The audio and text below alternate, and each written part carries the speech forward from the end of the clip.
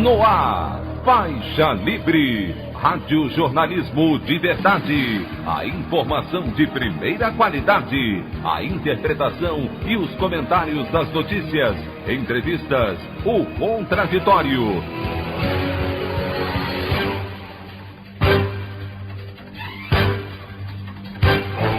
Tudo para aproximar você cada vez mais da realidade do Brasil e do mundo.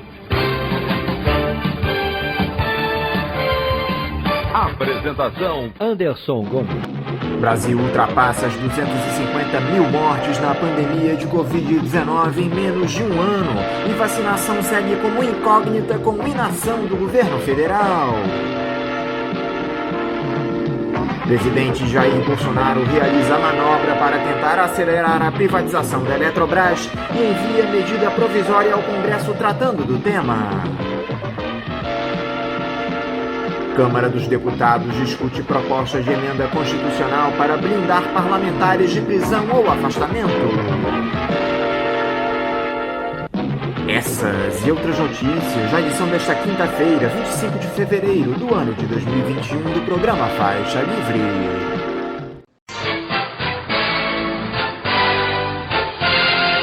O comentário de Anderson Gomes.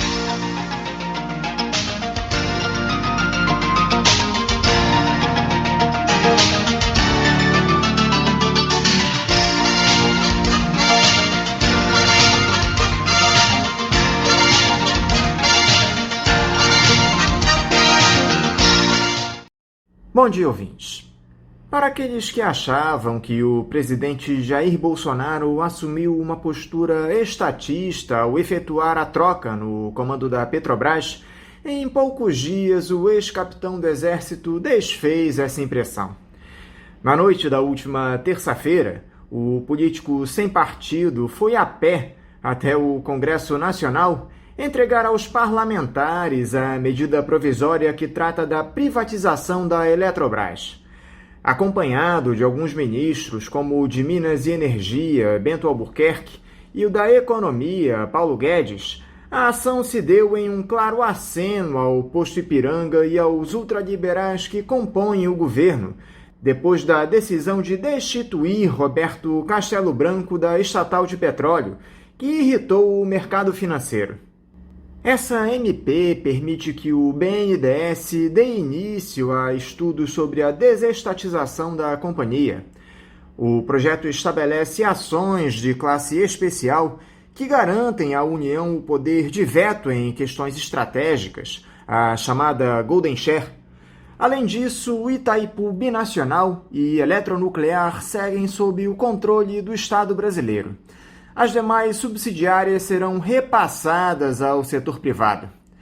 O chefe do Executivo garantiu que a agenda de privatizações segue a todo vapor e afirmou que, abre aspas, nós queremos sim enxugar o Estado, diminuir o tamanho do mesmo, para que nossa economia possa dar a satisfação, dar a resposta que a sociedade precisa, fecha aspas. Ainda que haja resistências à privatização da Eletrobras no Congresso, é de fundamental importância que os deputados e senadores da dita esquerda hajam no intuito de não permitir a aprovação dessa medida provisória, que entregará de vez a nossa energia nas mãos do capital internacional. Será o tiro de misericórdia na nossa soberania, já que o Brasil não tem mais o controle das teles, está entregando a Petrobras às empresas de saneamento. Eu queria falar também sobre aquela operação para salvar o filho do presidente, o senador Flávio Bolsonaro, das mãos da Justiça, com a decisão do Superior Tribunal de Justiça, que julgou nulas as quebras de sigilo bancário e fiscal no inquérito que investiga o célebre episódio das rachadinhas no gabinete do parlamentar, quando ele ainda era deputado estadual no Rio de Janeiro. Neste sentido, eu gostaria de ler a coluna do jornalista Bernardo Melo Franco, publicada ontem no jornal O Globo, que tem o título de A Grande Obra de Bolsonaro. Depois de muito trabalho, Jair Bolsonaro está perto de concluir a maior obra do seu governo, a blindagem do filho 01. Ontem, o Superior Tribunal de Justiça anulou as quebras de sigilo bancário e fiscal do herdeiro. Com a decisão, o escândalo da rachadinha fica a um passo de ser sepultado. O capitão pode ser acusado de tudo, menos de ser um pai ausente. Para proteger Flávio, ele interferiu na Polícia Federal, aparelhou a ABIN, enquadrou a Receita e tentou extinguir o COAF. Os outros poderes também fizeram a sua parte. O Legislativo paralisou o Conselho de Ética do Senado e o Judiciário distribuiu liminares salvadoras. No Supremo, os ministros Dias Toffoli e Luiz Fux travaram a investigação por 5 meses. Gilmar Mendes, sempre ele, livrou o faz-tudo Fabrício Queiroz da cadeia. No STJ não houve concorrência. O ministro João Otávio de Noronha, que Bolsonaro já descreveu como um amor à primeira vista, assumiu o papel de escudeiro do 01. Há 7 meses, o doutor ofereceu o primeiro habeas corpus a Queiroz, estendeu a gentileza à mulher do ex-PM que estava foragida. Ontem ele foi o primeiro a anular as quebras de sigilo. Ao votar, acusou o COAF de promover, abre aspas, indevida intromissão na intimidade e privacidade, fecha aspas, do primeiro filho.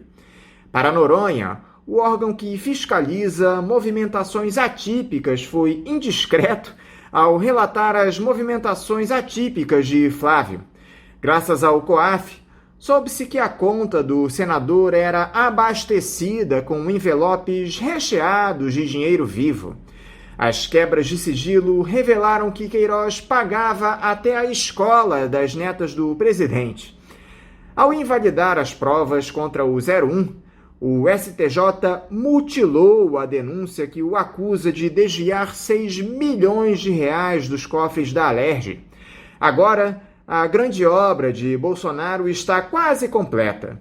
Falta arrumar um jeito de sumir com aqueles 89 mil reais que Queiroz depositou na conta da primeira-dama. A opinião do Faixa Livre.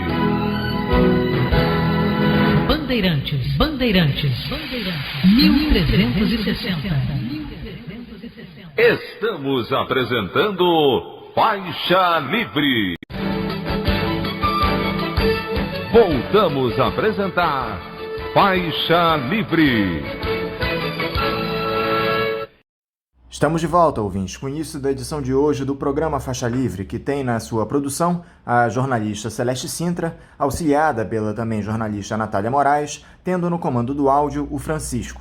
Meu bom dia a todos. E meu bom dia também a você, que pode aqui participar nos enviando mensagens eletrônicas para o endereço ouvinte@programafaixalivre.com.br ou ainda registrando suas participações diretamente nas nossas redes sociais. No Facebook, nossa página é o Programa Faixa Livre. No Twitter e no Instagram, para deixar o seu recado, basta seguir os perfis @PGMFaixaLivre. Lembrando que as participações por telefone estão inviabilizadas, pois durante o período da pandemia do novo coronavírus, nosso programa está sendo gravado no dia anterior à sua veiculação. Pedimos desculpas aos nossos ouvintes que costumam interagir conosco desta forma, mas foi a maneira encontrada pela equipe do Faixa Livre para mantê-los informados sobre o que acontece no país e no mundo com essa nossa visão crítica e, ao mesmo tempo, preservando a saúde dos profissionais que levam o programa ao ar. O Faixa Livre pode ser acompanhado também pelo nosso aplicativo para celulares com sistema operacional Android. O nome do aplicativo é Programa Faixa Livre. Os ouvintes também têm acesso à transmissão pelo nosso site, o www.programafaixalivre.com.br, ou pela página da Associação de Engenheiros da Petrobras, a AEPET, uma das nossas entidades patrocinadoras, no www.aepet.org.br. Para quem perdeu alguma das edições ou quer ouvir novamente o Faixa Livre, os áudios das entrevistas e editoriais estão disponíveis no nosso podcast, nos aplicativos Spotify, Deezer e Castbox. E dando início às nossas entrevistas, eu cumprimento o ex-deputado federal e constituinte e secretário de Justiça do governo de Leonel Brizola, aqui no Rio de Janeiro, Vivaldo Barbosa. Vivaldo Barbosa, bom dia. Bom dia, Anderson. Bom dia a todos os ouvintes do Faixa Livre. Bom dia, Celeste. Bom dia ao Passarinho. Um grande abraço a vocês todos. Estou muito contente de estar aqui conversando com vocês mais uma vez. Vivaldo, muito obrigado por você novamente conversar conosco aqui no Faixa Livre. E antes de tudo, eu quero parabenizá-lo pelo seu aniversário comemorado na última terça-feira. Muita saúde, paz e equilíbrio para seguir na luta por um Brasil mais justo, Vivaldo. Parabéns. Agora, Vivaldo, um tema que tomou conta da nossa pauta política nos últimos dias foi essa decisão do Jair Bolsonaro em trocar o presidente da Petrobras, sacando o entreguista Roberto Castelo Branco e colocando em seu lugar o general Silva Luna, que era diretor de Itaipu Nacional. Te agradou essa mudança na estatal de petróleo, Vivaldo?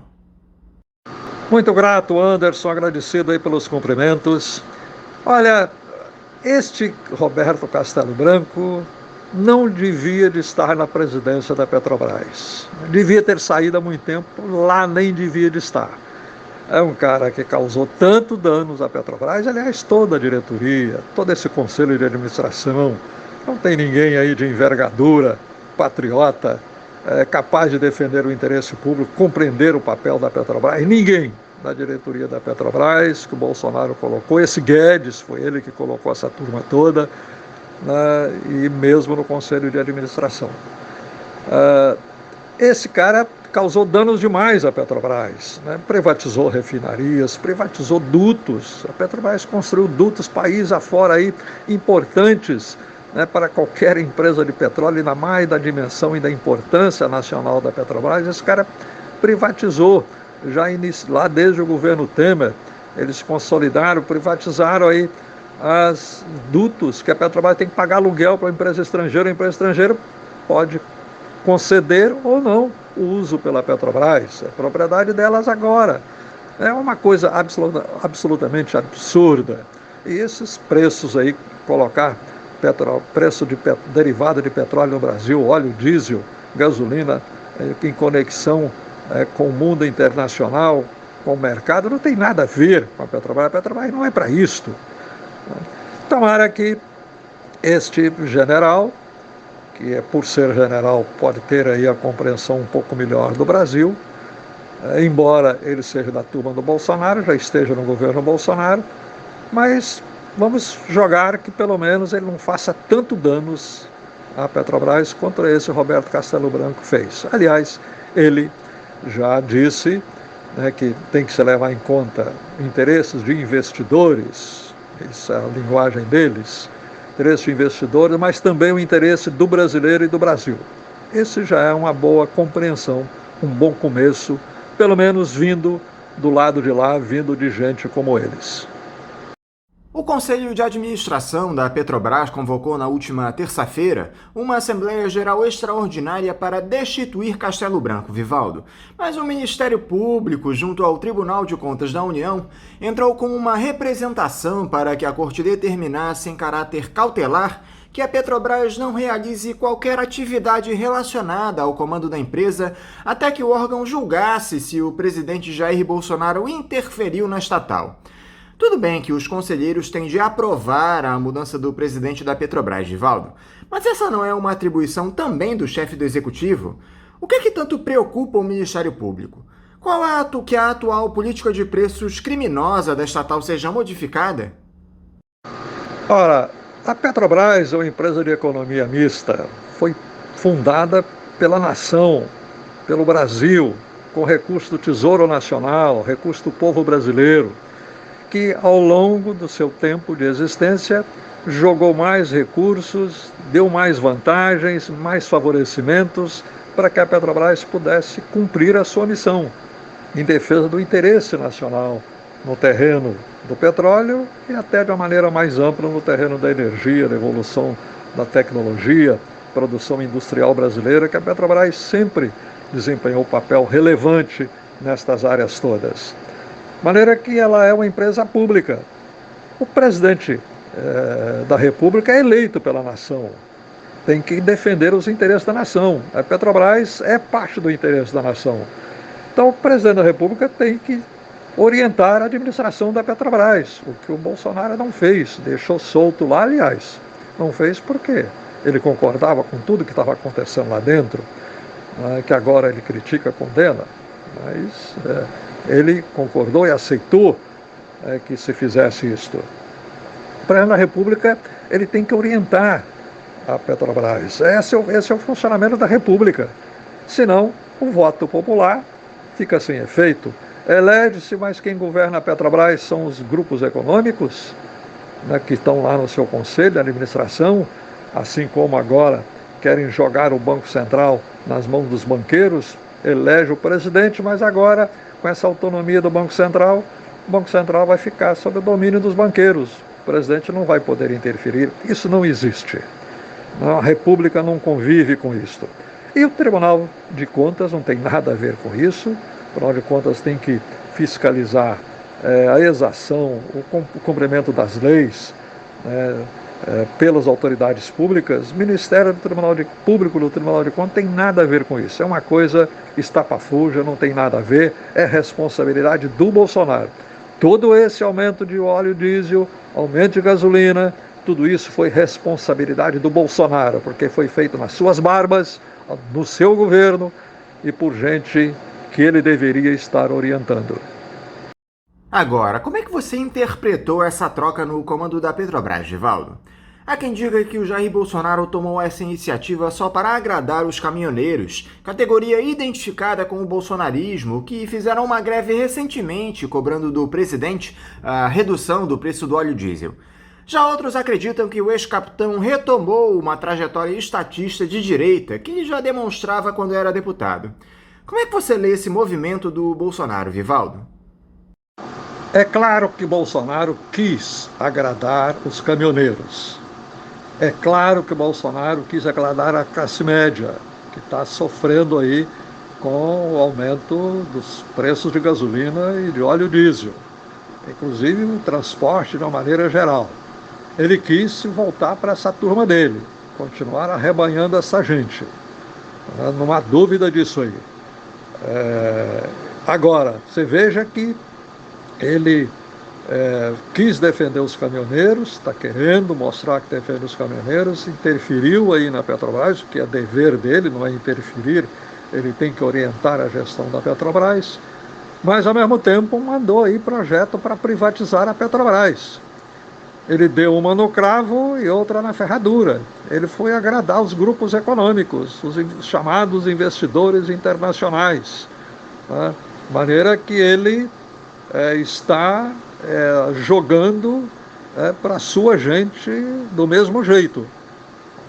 Ele interferiu na Petrobras, encaminhou uma nova direção para a Petrobras, o novo presidente, e ao mesmo tempo leva projeto de lei para o Congresso para privatizar a Eletrobras. Ele quis agradar ao chamado mercado, quis agradar aos grupos econômicos internacionais. Essa é a atitude dele. Não tem nada de brasilidade, de sentimento de boa gestão. Ele fica nesse jogo aí para agradar a sua turma. A grande questão, Vivaldo, é que pouca gente comenta o erro histórico que foi abrir o capital da Petrobras. Uma empresa que produz insumos estratégicos para o país deve estar alinhada a um projeto desenvolvimentista. Não há dúvida, de que foi um grave erro do governo Fernando Henrique, um governo ultraliberal, em colocar o capital da Petrobras, as ações da Petrobras na Bolsa de Nova York. Deu até abertura aí para essa gente agora em torno aí de corrupção, de Lava Jato, esses acordos que o pessoal da Lava Jato fez com o governo americano. Agora se revela até FBI, até CIA, eles meteram no meio, deu margem para eles quererem arrancar dinheiro da Petrobras. A Petrobras é uma empresa pública, de interesse da nação, tem que executar políticas públicas voltadas para o interesse da nação. E Petrobras não é empresa de mercado. Tanto assim Os próprios aí investidores, chamados investidores, esses souros, essa turma aí que compra ações da Petrobras, eles compram sabendo que a Petrobras executa políticas públicas e, por executar políticas públicas, tem favores, tem favorecimentos, tem vantagens que as empresas particulares não desfrutam, não dispõem. De maneira que a Petrobras foi um grave erro do Fernando Henrique abrir o capital da Petrobras na Bolsa, colocar ações na Bolsa de Nova York, porque ela não tem que se vincular a esses grupos econômicos. E, aliás, não precisa. A Petrobras é uma empresa de uma imensa riqueza, a empresa de petróleo não precisa disso. Ela disputa mercado de capitais no mundo comum aí, no sistema financeiro, não precisa de Bolsa de Valores. Bolsa de Valores não tem nada a ver com Petrobras. Ela é uma empresa de economia mista, construída pelo esforço da União, da gente brasileira, pelo esforço do Tesouro Nacional, que continua oferecendo vantagens à Petrobras, de maneira que ela é uma empresa que tem que atuar de acordo com o interesse nacional e não ao sabor desses grupos econômicos de especuladores e de investidores. Chamados investidores, no fundo, são especuladores. Mudando de assunto, Vivaldo, eu também queria te ouvir a respeito da prisão daquele deputado do PSL do Rio de Janeiro, Daniel Silveira, após ameaças contra o Supremo Tribunal Federal. Ainda que a nossa Constituição garanta a imunidade parlamentar, o que esse sujeito vem fazendo extrapola qualquer limite, na minha opinião. Eu tenho escutado muita gente dizer que essa prisão determinada pelo STF abre um precedente perigoso. Você achou justa a decisão da Suprema Corte, Vivaldo? Olha, esse camarada extrapolou todo o bom senso e a postura e a compostura de uma pessoa, de um cidadão comum, especialmente de um deputado federal, de um agente público. Ele extrapolou tudo, de maneira que essa questão da imunidade parlamentar, que é essencial aí na vida da República, porque dá autonomia e liberdade ao Congresso Nacional para exercer o senso da crítica, da análise política da maneira a mais ampla possível, ele extrapolou tudo isto. A imunidade que protege as liberdades e de uma maneira reforçada as liberdades das atividades públicas, dos parlamentares, ele extrapolou tudo isto aí.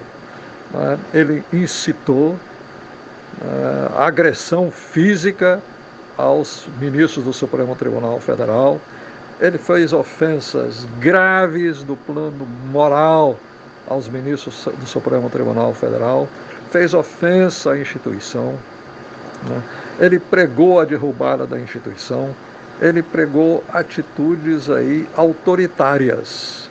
Isto é incompatível com a vida da República. A República exige virtude, exige um comportamento adequado. É claro que não se pode tomar isso como um precedente a acobertar e dar cobertura às outras coisas. O que tem que se levar em conta é que esse camarada extrapolou tudo, e isso, ele ser punido, não tem problema.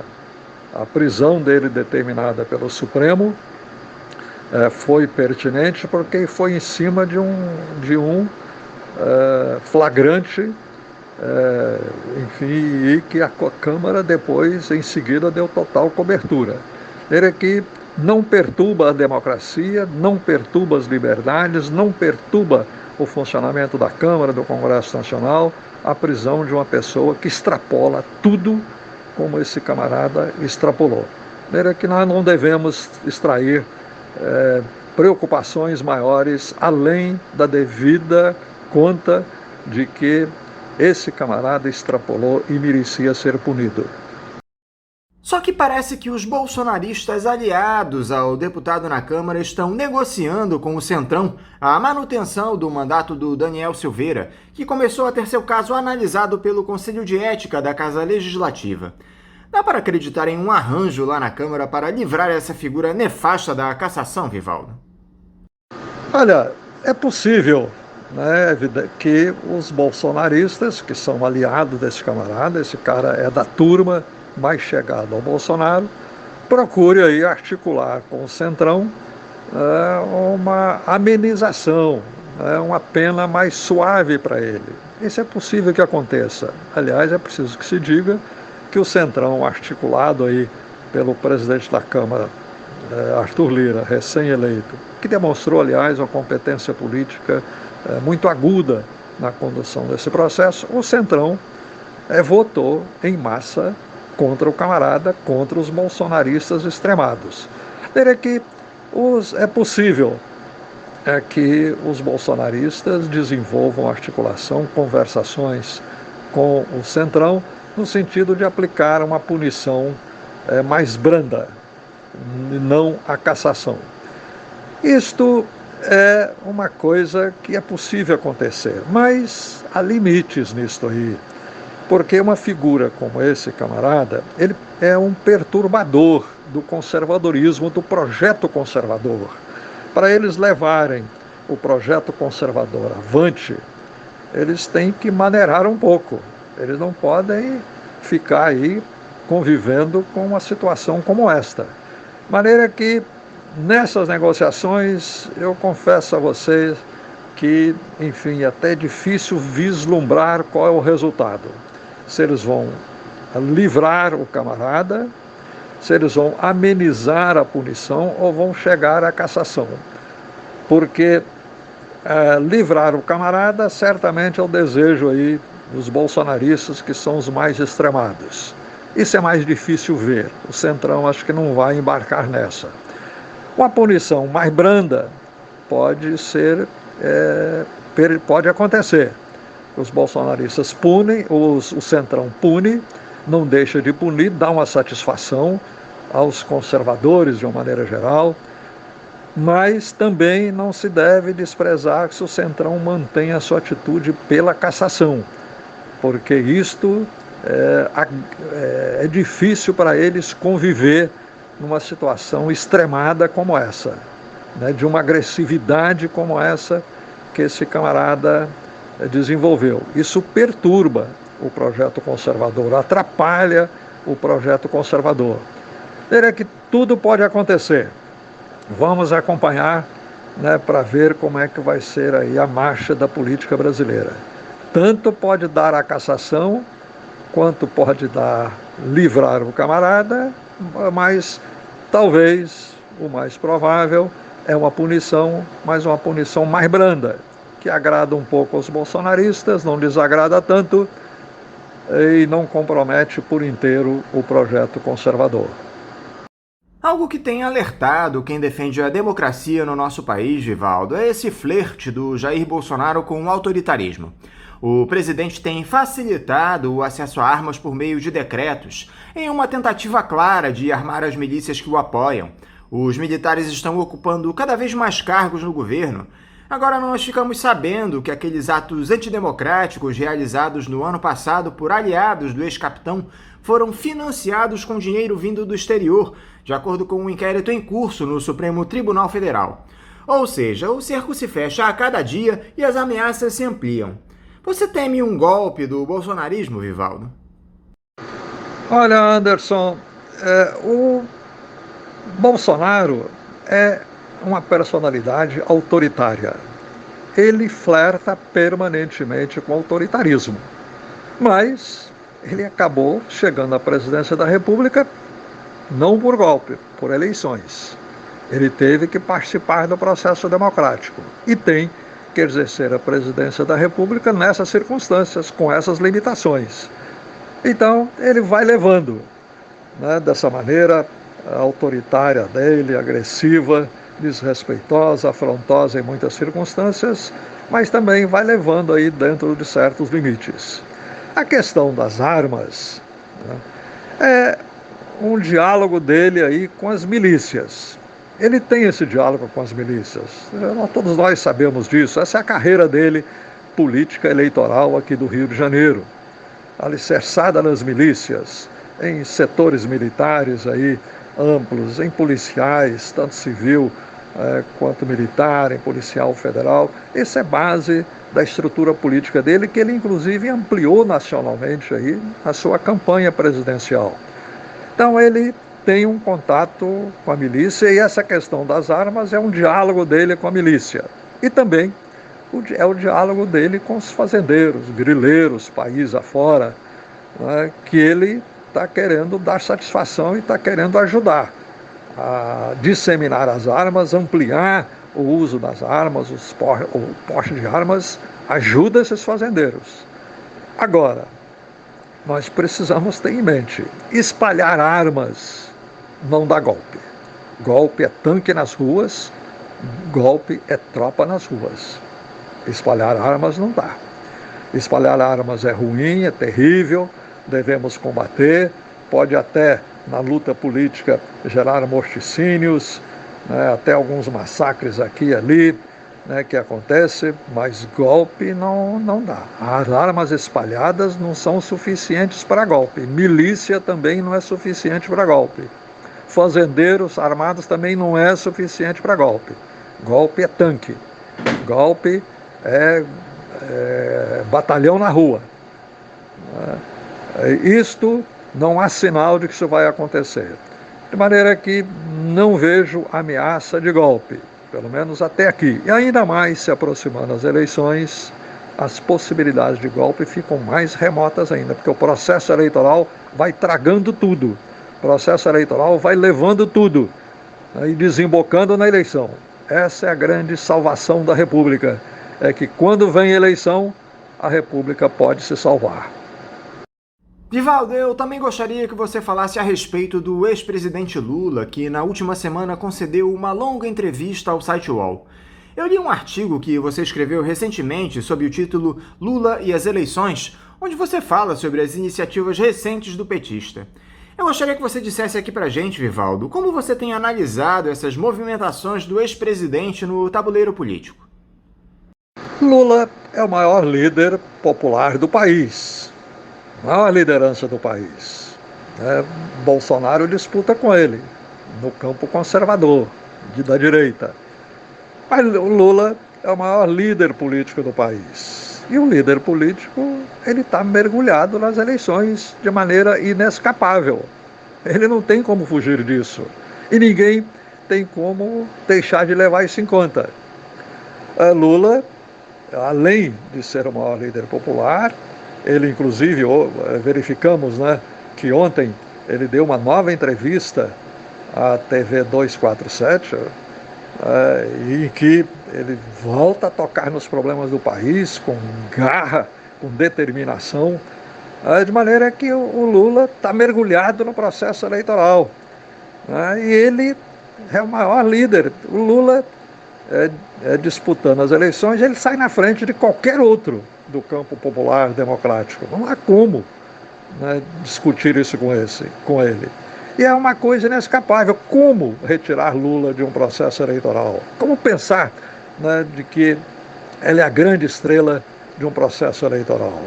É politicamente irrazoável.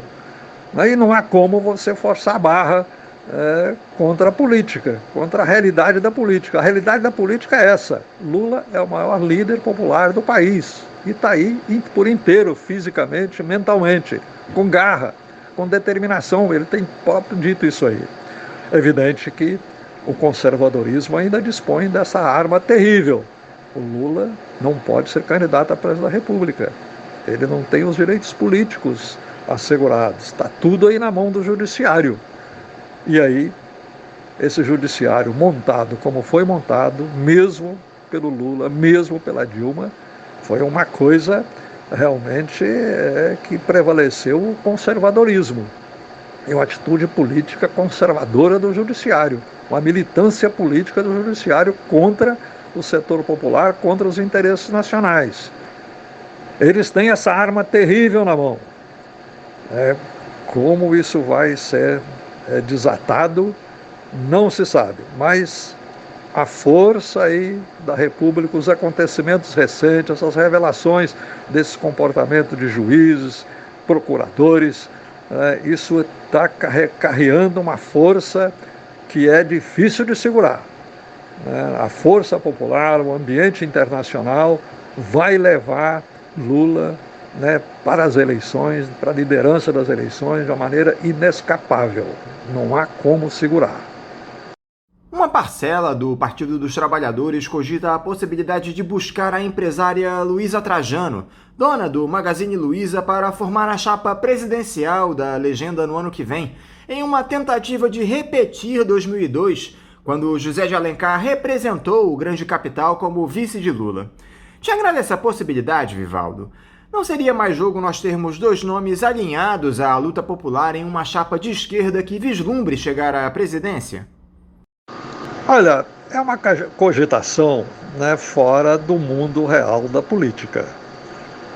Hoje, ela pode ser uma grande empresária, uma grande cidadã, inclusive tem revelado aí preocupações bem avançadas que as elites brasileiras tacanhas, medíocres, que o Darcy Ribeiro tanto falava, enfim, das elites perversas. Essa tem sido a marca da elite brasileira, perversidão, uma atitude perversa, e ela tem revelado distância disso, até que bom, muito bem-vindo. Agora, participar do processo eleitoral é uma coisa fora da realidade da política. Hoje, a política brasileira requer que, além, né, do conservadorismo mobilizado aí pelo Bolsonaro, além de um ramo ou outro aí do conservadorismo neoliberal, mobilizado aí por setores menores, pequenos, que não vão decidir as eleições,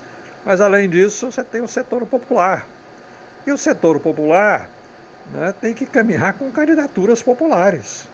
Você colocar no meio disso aí, né, alguém empresarial, primeiro o ex-presidente da República, que, enfim, dignificou a chapa com Lula, ele era um empresário, mas ele era um senador da República, ele estava no mundo da política, ele entrou na chapa como um empresário, como um senador, né, indicado por um partido político, não como um empresário, né, embora ele fosse um dos grandes empresários do país, né, de maneira que é uma situação diferente. Agora, jogar aí alguém do mundo empresarial, né, por algumas virtudes que felizmente ela já apresentou, é uma coisa fora da realidade. O que hoje se precisa é mobilizar o povo brasileiro. Esse é um dos grandes papéis que o Lula tem que desempenhar. Alertar o povo brasileiro, especialmente o povo lá com quem ele se comunica, o povão lá embaixo com quem ele se comunica, para não deixar ser enganado por essa turma aí do Bolsonaro, esse discurso enganoso que prevaleceu nas últimas eleições, alguns pastores evangélicos que prestam a esse papel horroroso. Lula tem condição de libertar o nosso povo, de não deixar o nosso povo ser enganado para isto. Essa que é a questão da política brasileira hoje, uma mobilização popular, nacional, em defesa dos direitos do povo brasileiro e da nossa soberania. Não dá para misturar outras coisas no meio disto, porque não fará bem, não ajudará na eleição e não corresponderá à realidade política. Vivaldo Barbosa, muito obrigado novamente por esse diálogo aqui conosco no programa. Eu quero te desejar um ótimo dia de trabalho e um forte abraço. Eu que agradeço, Anderson, essa conversa com vocês aqui, com todos os nossos amigos aí do Faixa Livre, a Celeste, ao Passarinho, a todos os ouvintes do programa Faixa Livre, um grupo de militantes, de gente consciente, interessada em compreender o Brasil, os problemas do Brasil. Fiquei muito contente de estar com vocês aí. Um grande abraço a todos e até a próxima oportunidade. Conversamos aqui com o ex-deputado federal constituinte e secretário de Justiça do governo Leonel Brizola, aqui no Rio de Janeiro, Vivaldo Barbosa. Como vocês, ouvintes, sabem, o Faixa Livre tem passado por um processo de transição nos últimos tempos que provocou algumas mudanças e também adaptações às novas tecnologias. Uma delas é justamente a adoção de uma chave Pix, essa nova modalidade de transferência de valores para os ouvintes que desejam contribuir com qualquer quantia para a manutenção do programa. Portanto, para você que já aderiu a essa nova tecnologia, A chave Pix da conta do Faixa Livre é o nosso e-mail, ouvinte@programafaixalivre.com.br. Repetindo, a nossa chave Pix é ouvinte@programafaixalivre.com.br. Para você que faz transferências da maneira tradicional, a nossa conta em nome da Associação de Funcionários do BNDES, a AFBNDES, no Banco Itaú, agência 1964, conta corrente de número 03004, dígito 1. Repetindo, a agência do Banco Itaú, 1964, conta corrente 03004, dígito 1. O CNPJ da AFBNDES para a realização de depósitos de quem não é cliente do referido banco é o 33984-550-0001-41. Repetindo, o CNPJ da AFBNDES é o 33984-550-0001-41. Lembrando que todos os recursos depositados nessa conta são destinados exclusivamente ao financiamento dos custos do Faixa Livre. Para quem não conseguir anotar as informações referentes à conta, elas estarão disponíveis no nosso site, o www.programafaixalivre.com.br, e nas nossas redes sociais, no Facebook, Twitter e Instagram.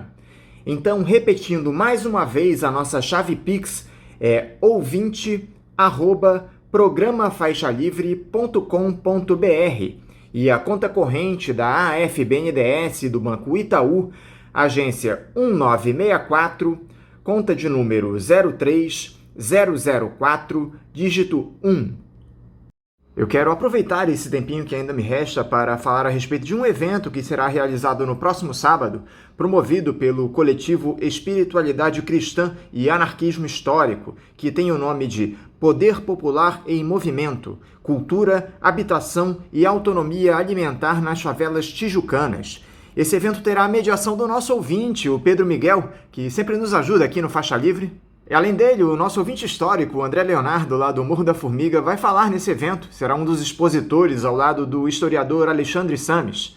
Além deles, o ativista sociocultural Emerson Menezes e o psicólogo e bispo Hermes Fernandes vão participar desse evento. Lembrando mais uma vez que esse teleevento ocorrerá no próximo sábado, dia 27, a partir das 15 horas, no site da Espiritualidade Cristã e Anarquismo Histórico. Nós vamos disponibilizar o link para o evento lá nas nossas redes sociais para vocês ouvintes que quiserem acompanhá-lo. Lembrando mais uma vez, no próximo sábado, dia 27, a partir das 15 horas. Eu quero aproveitar e mandar um abraço tanto para o Pedro Miguel quanto para o André Leonardo. Um abraço para vocês dois. Vamos agora ao nosso primeiro intervalo. Voltaremos daqui a pouquinho. Voltamos a apresentar Faixa Livre. Já voltamos, ouvintes, e agora eu saúdo o presidente do Sindicato dos Médicos do Rio de Janeiro, o SINMED RJ, Alexandre Telles. Alexandre Telles, bom dia. Em primeiro lugar, eu queria agradecer ao Faixa Livre novamente pelo convite. É sempre um prazer estar aqui conversando com todas e todos os ouvintes sobre a pandemia, né? Agora a gente está nessa fase de vacinação que tem gerado diversos debates, enfim, repercussões pelo andar lento, né, desse processo de vacinação e pelo atraso que o nosso país tem vivido. Enquanto isso, a pandemia tem causado diversas repercussões, não só do ponto de vista da saúde pública, mas repercussões também econômicas, sociais, afetando diretamente a vida das pessoas. Então é um assunto muitíssimo importante para falar não só do ponto de vista do trabalhador, né, mas também dos impactos que isso tem causado em termos de saúde pública, né? Alexandre, muito obrigado por você novamente estar aqui conosco no Faixa Livre. Alexandre, o cenário da Covid-19 aqui no país, ao contrário do que muita gente imaginava, já que temos vacinas contra a doença sendo aplicadas, só piora à medida que o tempo passa. O aumento do número de infecções e mortes pela doença tem o agravante dessas novas variantes que já circulam pelo país Isso sem contar a atuação irresponsável do governo federal desde o início da pandemia. Como é que vocês do Sindicato dos Médicos têm observado essa situação atual do novo coronavírus no Brasil, Alexandre? A situação continua muito grave. Há quase um mês a gente tem uma média móvel de mais de 1.000 mortes em nosso país, né? Então, uma situação gravíssima e que é importante dizer que a gente se aproxima agora de 250 mil mortes no Brasil e 32 mil mortes no estado do Rio de Janeiro, e boa parte dessas mortes poderiam ter sido evitadas se nos momentos apropriados tivessem sido decretados, enfim, lockdown, e se as medidas de isolamento, de distanciamento social, enfim, as medidas de mitigação, elas tivessem sido reforçadas. Questões que não ocorreram, né? Fato é que a gente vive num momento em que em muitas cidades a vida segue praticamente normal, e com lotação considerável. Nos CTIs a gente tem visto, em boa parte dos estados, né, uma crescente na lotação de CTIs, em muitos locais tendo que decretar nesse momento toque de recolher, enfim, medidas para conter a disseminação e o contato para que os novos casos não surjam. E nós temos novas variantes, como a variante surgida em Manaus, enfim, e com, ao que tudo indica, infectando um número maior de pessoas, né? Então a gente tem uma situação grave em que a gente tem a possibilidade no estado do Rio, que já começou inclusive com a circulação dessa nova variante, né, isso confirmado laboratorialmente, de ter uma disseminação muito maior, né? E a gente já viu a situação calamitosa que aconteceu em Manaus, com falta inclusive de oxigênio. E com pacientes tendo que serem transferidos para outros estados, inclusive para o Rio de Janeiro, né? Foram transferidos inclusive para o Hospital Federal do Andaraí, sem o mínimo de planejamento, sem contato com as autoridades sanitárias daqui, e as pessoas indo e vindo, enfim, a globalização transitando, e, consequentemente, disseminando ainda mais essas novas variantes que podem ter um desfecho muito grave, né? Então, uma situação que a gente pensa, né? Por que os governantes não estão adotando medidas adequadas para conter essa disseminação, né? Apesar de serem divulgadas medidas, a gente está na fase de alto contágio no Rio de Janeiro, não é razoável, então, se a gente está em fase de alto contágio, que a gente tenha medidas como deixar boates abertas e praias com superlotação, como a gente tem visto por aí. E as aglomerações realizadas no Carnaval, Alexandre, onde infelizmente uma parte das pessoas desobedeceu às recomendações das autoridades de saúde, você acredita que elas devem piorar ainda mais o quadro de infecções pela Covid-19? Quando nós poderemos ter um reflexo no número de casos? Bom, na verdade, para uma parte da população, o Carnaval aconteceu normalmente, né? A gente não teve desfile de escola de samba, não tivemos os clássicos e superlotados blocos de rua no Rio de Janeiro, mas muitas casas de festas, inclusive festas em barcos, né, na Baía de Guanabara, ocorreram na cidade.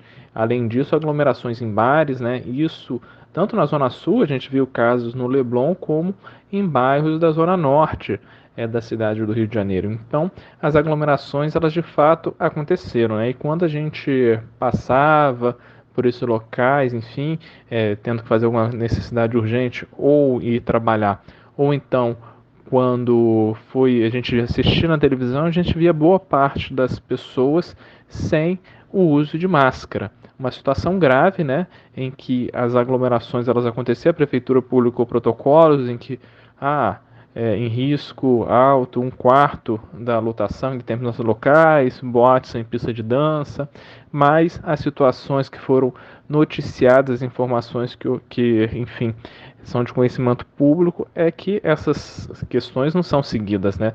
Não existe boate sem pista de dança, as pessoas acabam podem até iniciar a noite sem estar dançando, mas depois as pessoas acabam dançando, enfim, se aglomerando e com um número muito grande de pessoas, sem controle em muitos locais se vai entrar ou não. Então a medida adequada naquele momento seria impedir o funcionamento desses estabelecimentos, como inclusive ocorreu em algumas cidades, né? Um município do Rio de Janeiro preferiu deixar esses locais abertos, né, com uma fiscalização que não tem como estar em todos os locais, em todos os estabelecimentos, não tem como fiscalizar tudo que funciona em nossa cidade, enfim, uma cidade enorme e com uma capacidade limitada de realizar essas fiscalizações por parte da Guarda Municipal e da Vigilância Sanitária. Então, uma situação em que as aglomerações aconteceram e, consequentemente, a transmissão do vírus do SARS-CoV-2. E a gente fica numa situação em que, depois do carnaval, a gente tem uma parte desses jovens se infectando, enfim, período de incubação de 5 dias, depois manifestando isso, né, ou boa parte, inclusive, sendo assintomáticos, mas transmitindo para outras pessoas, enfim, que inclusive podem fazer parte de grupo de risco. Então, a gente tem que esperar, né, cerca de 10 até 20 dias após esse período, né, que a gente teve de carnaval, e para verificar a questão da aumento da lotação de fato do CTI, se a gente tem um aumento do número de casos, né? Mas as medidas que foram adotadas aqui no Rio de Janeiro foram medidas, no meu entendimento, insuficientes para conter essa proliferação, ainda mais, como já dito aqui, né, com a chegada de novas variantes com potencial maior de infecção e ainda mais com um percentual muito baixo de pessoas vacinadas, né? Aqui no Rio de Janeiro, hoje, né, nós temos cerca de 4% da população vacinada. A gente não conseguiu concluir nem mesmo a fase 1 e, a despeito disso, boa parte da população ela continua circulando, enfim, sem utilizar máscaras, sem utilizar outros meios. É importante falar que a gente tem o carnaval, né? Mas no dia a dia as pessoas também elas são quase que forçadas pelo poder público a se aglomerarem, né? Por exemplo, nos transportes públicos, né?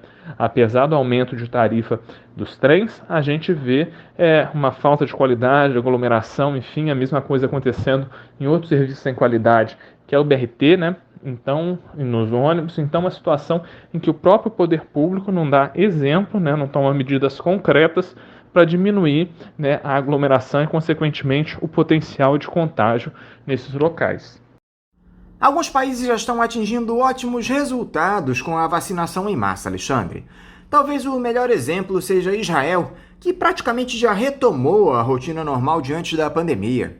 Os Estados Unidos e o Reino Unido também estão avançando rapidamente na vacinação, enquanto nós aqui no Brasil, Alexandre, sequer conseguimos imunizar o primeiro grupo prioritário. Estamos longe dessa meta, inclusive. É muito evidente que a inação da gestão federal, liderada pelo ministro da Saúde, Eduardo Pazuello, é a principal culpada. Ainda é possível correr atrás do prejuízo, Alexandre, sendo que a maioria absoluta das vacinas produzidas já estão vendidas para outros países. A capacidade de produção do Instituto Butantan e da Fiocruz ainda é bastante limitada para atender a demanda local. O que ainda pode ser feito, Alexandre? Bom, a gente está colhendo agora o fruto, né, que o governo federal, no início da pandemia, desde o início da pandemia, inclusive uma pandemia que já estava anunciada desde o final de 2019, né, com o início das transmissões lá na China, não investiu na ciência e tecnologia nacional, com aporte de recursos na Fiocruz, nas nossas universidades públicas, para pesquisa, né, de imunizantes, enfim, e também para transferência de tecnologia, né? Então, uma situação difícil que a gente vê o desmonte, né, a diminuição a cada ano do orçamento da educação e da ciência e tecnologia. Então, a gente colhe fruto disso, e isso é importante ser dito, né, porque nesse momento em que a gente precisa de vacina, a gente tem um forte desmonte na indústria brasileira para a produção dessas vacinas, uma situação muito grave, né?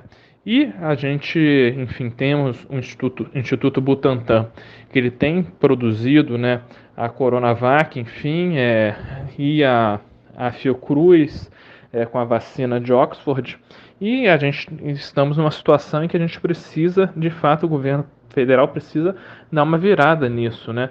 O governo tem ofertas, inclusive pelo Instituto Butantan, que tem uma demora por parte do governo federal em aceitar a compra dessas vacinas, né? Outras vacinas, né, como por exemplo da Pfizer, que estão sendo aplicadas em outros países, né, sendo oferecidos para o Brasil com uma dificuldade muito grande por parte do governo federal em fechar esses acordos, né? E continua sem um aumento adequado de investimento em ciência e tecnologia. O importante da gente frisar é que enquanto a gente não tem vacina para toda a população, e como já foi dito aqui, é importante reforçar, a gente não terminou de vacinar nem o nosso primeiro grupo, né, que são as pessoas acima de 75 anos, quilombolas, indígenas, profissionais de saúde, nem conseguimos terminar de vacinar essa parte da população, né, que não é uma parte tão grande assim, né? A gente tem no Rio cerca de 4% de vacinados na cidade, no Brasil como um todo cerca de 3%, então uma situação grave, né? Nesse período é importantíssimo garantir as medidas de isolamento e distanciamento social para garantir que não ocorra a circulação do vírus. Mas é muito complicado a gente fazer esse debate com o governo federal que não se propõe a dar um auxílio emergencial, a dar uma renda mínima, uma renda básica, né, de subsistência para a nossa população nesse momento tão grave em que a gente vive. Exemplo dessa inação, Alexandre, é que a vacina contra a Covid desenvolvida pela farmacêutica Pfizer em parceria com o laboratório BioNTech foi a primeira a receber o registro definitivo da Anvisa no país. Só que o governo Bolsonaro ainda não assinou o contrato de aquisição de doses do imunizante porque não aceitou algumas cláusulas do acordo, como aquela que exime a Pfizer de responsabilidade em caso de efeitos adversos graves provocados pela vacina. Essa posição do governo brasileiro está correta, na sua opinião, Alexandre? É comum esse tipo de cláusula em contratos entre países e empresas que fabricam as vacinas? Bom, é importante a gente frisar que em relação a essa vacina, os estudos demonstram que tem 95% de eficácia e ela já vem sendo administrada em diversos outros países, como por exemplo nos Estados Unidos, em que não tem sido detectados números consideráveis, né, significantes de efeitos adversos, né, ou enfim, de reações alérgicas, né? Então, uma situação que ela acaba deixando a gente mais tranquilo, né? Além do estudo que é feito inclusive com seres humanos, né? A gente não detectou, enfim, estudos, não foram detectados efeitos colaterais, né? Então, uma situação que acaba deixando a gente mais tranquilo. Mas, de fato, sou estranho nessas exigências da farmacêutica e da Pfizer de estar exigindo, como por exemplo, disponibilização de dinheiro no exterior, enfim, não ser julgado no Brasil e não ser responsabilizado, né? O que a gente percebe é que a pandemia para algumas pessoas ela vira mais uma estratégia de lucro, né? E aí, no caso dessas indústrias produtoras de vacina, né? Então, uma situação difícil, né? Em que a gente, por um lado, a gente tem uma necessidade urgente de vacinar a população, e eles têm uma vacina com boa eficácia, né? E sem evidências, né, de número razoável e considerável de efeitos colaterais. Então, uma vacina tida como segura, né? Mas uma dificuldade do ponto de vista diplomático e jurídico, obviamente, de estar realizando esse tipo de transação. Mas, todavia, é que é importante que o governo avance nessas negociações. Boa parte dos países, inclusive da América Latina, aceitaram essas cláusulas, né? É importante frisar isso, da Pfizer, e já estão, inclusive, realizando a administração. É uma vacina que pela temperatura, menos 70 graus, tem uma dificuldade, né, de ser distribuída no nosso território nacional, mas com o nosso plano nacional de imunização, com a política que a gente tem, a gente pode determinar locais como grandes centros, enfim, locais que têm uma capacidade de armazenamento, né, e condicionamento dessa vacina para estar sendo distribuída em todo o território nacional. É importante que o governo tenha disposição, e a gente tem visto dificuldade nesse sentido, né, porque não é razoável que isso só esteja sendo discutido nesse momento, né, em fevereiro de 2021, quando, na verdade, desde do ano passado, de meados do ano passado, já vem sendo ofertadas doses dessa vacina para o nosso governo federal e não tem se avançado nas negociações para fechar o contrato, né? Então, nesse momento, a gente está debatendo questões que já deveriam ter sido superadas por parte do governo federal, e é importante frisar mais uma vez que é uma vacina com uma boa eficácia, uma vacina tida como segura, né? Então, sem grandes riscos de ocorrerem efeitos colaterais. Não bastasse todo esse caos no combate à Covid-19 no Brasil, Alexandre, esses ultraliberais que dominam o governo querem aprovar uma PEC que promove a desvinculação total do orçamento público, o que encerraria aquela obrigatoriedade constitucional de gasto mínimo com saúde e educação no nosso país. A Celeste escreveu na nossa pauta que isso parece piada, mas eu vou além, Alexandre. Isso é um verdadeiro crime de lesa pátria. Em um país com um sistema único de saúde complexo e cheio de limitações provocadas pela escassez de recursos, reduzir a reserva orçamentária seria ferir de morte o SUS. Como é que vocês do CIMED avaliam essa iniciativa, Alexandre? Isso é gravíssimo, isso é de um absurdo tremendo, né? A Constituição, em seu artigo 196, garante que saúde é direito de todos e dever do Estado e também tem a garantia ao direito à educação. A gente sabe os problemas que historicamente passamos, né, na saúde e na educação, enfim, com falta de insumos, falta de leitos, enfim, má remuneração de profissionais, enfim, dificuldades enormes que tanto os profissionais como as pessoas que utilizam no seu dia a dia e necessitam do Sistema Único de Saúde, elas enfrentam, né? Com filas enormes no sistema de regulação para conseguir uma vaga de especialista, uma dificuldade enorme em conseguir uma internação em leito de CTI. É importante frisar que com pouco dinheiro que a gente tem na saúde, a gente faz praticamente milagre, né? E a tendência com essa desvinculação dessas receitas da saúde, educação, enfim, será, na verdade, o grande desmonte de toda a seguridade social no nosso país. Isso tem que ser denunciado, isso tem que ser combatido, né? A gente não pode aceitar que dinheiro da saúde e educação seja dado em troca com outra coisa que é extremamente necessário, que é o auxílio emergencial. O governo tem de onde cortar, né? Tem outros locais, pode gastar milhões e milhões com leite condensado, pode gastar dinheiro com publicidade, pagamento de dívidas, né, externas para os banqueiros, enfim, e, na verdade, não prioriza a saúde e educação e quer entregar de mão beijada recursos esses recursos que agora são em prol de toda a população para interesses financeiros, enfim, de especulação, que não são uma prioridade para a nossa população, é para o nosso desenvolvimento enquanto país, enquanto sociedade, né? Então, isso é de uma gravidade enorme, né? Isso é de uma perversidade em que o presidente da Câmara de Deputados chega a falar, né? Se vocês querem dinheiro para educação, então votem em deputados que vão defender a educação, né? Então, a gente sabe como que é o jogo político no nosso país, né? Que as eleições para vereadores, deputados, enfim, têm dificuldades enormes para que minorias, para que pessoas que defendem essas bandeiras cheguem até lá, né?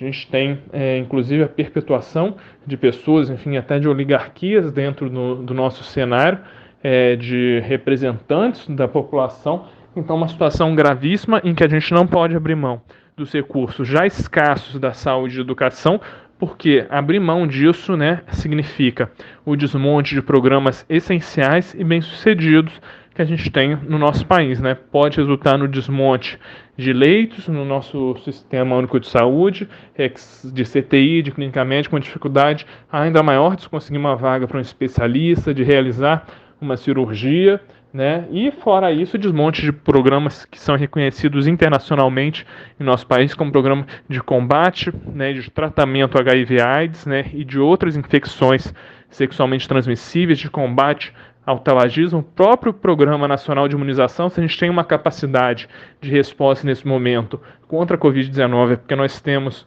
um PNE, né, um Programa Nacional de Imunização estruturado que chega onde a saúde chega, onde em muitos locais que não chega a boa parte dos outros serviços do Estado, né? Chega nas comunidades, chega nas populações ribeirinhas, chega na população quilombola, e isso vai representar uma dificuldade maior de acesso, né?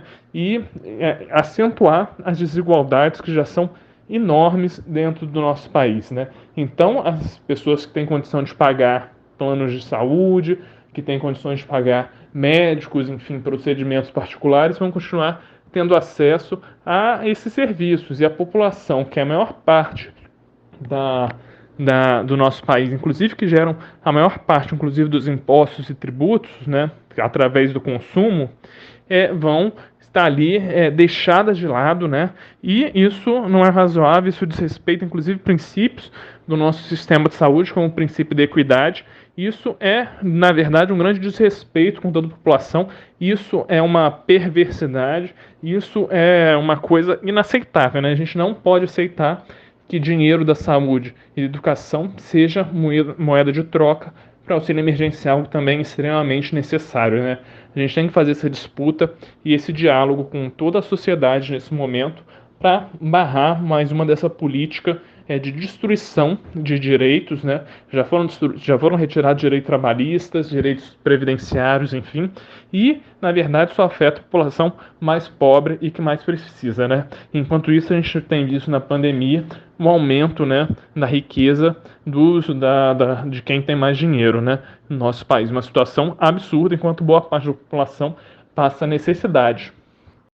Alexandre, vocês do CIMED aprovaram no início de janeiro uma greve da categoria reivindicando pagamentos de salários atrasados, 13º, melhores condições de trabalho. Só que uma liminar concedida pelo desembargador César Marques, ainda que tenha reconhecido a legitimidade do movimento, antecipou a tutela em favor da Rio Saúde e da Prefeitura, impedindo a suspensão do atendimento à população no segmento hospitalar e permitindo a paralisação apenas das unidades de atenção básica, limitando a 30% do efetivo, estabelecendo uma multa diária em caso de descumprimento. Vocês mantiveram o estado de greve e não paralisaram os atendimentos. De lá para cá, Alexandre, como ficou essa situação? Vocês continuam em estado de greve? Já houve algum acordo com a gestão de Eduardo Paes para que as reivindicações de vocês fossem atendidas? Bom, a categoria médica e outros profissionais da saúde também, através dos sindicatos, a gente vem denunciando há muito tempo o desmantelamento do Sistema Único de Saúde, enfim, nas unidades sob responsabilidade do município e também do Estado do Rio de Janeiro. E diante de atraso do 13º, nós definimos em assembleia no mês de janeiro o início de uma greve, né? Seria uma greve presencial, ou seja, os médicos não deixariam de estar nas unidades, né? Mas esses médicos atenderiam apenas a casos de urgência e emergência. Então, o intuito dessa greve era chamar a atenção e conseguir dialogar com a população e não gerar desassistência, né? Isso é importante frisar porque nós sabemos a situação crítica e delicada que a gente vive por conta de uma pandemia inclusive agravada pela omissão do governo federal e também de outras esferas governamentais, isso é importante frisar, e que os profissionais que estão na linha de frente estão exaustos, né? Desde o início da pandemia, diversas denúncias foram feitas por nós, enfim, protocolamos, fizemos, inclusive, ações na justiça relativas a isso, como falta de equipamentos de proteção individual, ou então, quando existiam em alguns locais, equipamentos inadequados que não seguiam padrões, atrasos salariais, né? Ano passado, diversos pagamentos, é importante frisar, do governo do estado foram feitos com base em determinações da justiça, inclusive do município, né, do Rio de Janeiro, em que no final do ano passado tivemos uma determinação de pagamento por parte da empresa pública de saúde do Rio de Janeiro.